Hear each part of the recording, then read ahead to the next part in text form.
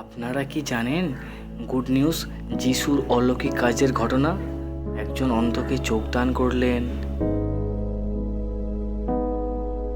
অসুস্থদের সুস্থ করলেন, মৃত মেয়ের জীবন দান করলেন, শিষ্যদের সাথ দিলেন,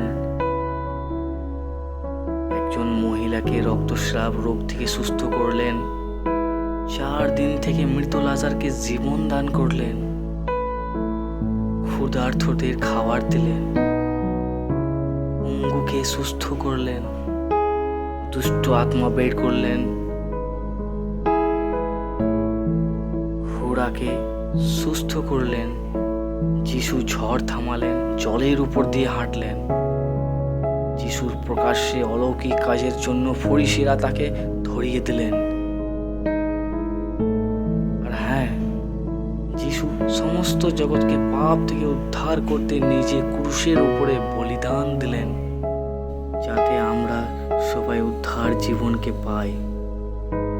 হ্যাঁ, যিশু আবার 3 দিন পর মৃত্যুকে হারিয়ে বেঁচে উঠলেন আমাদের সামনে, এবং তিনি আবার আসতে চলেছেন।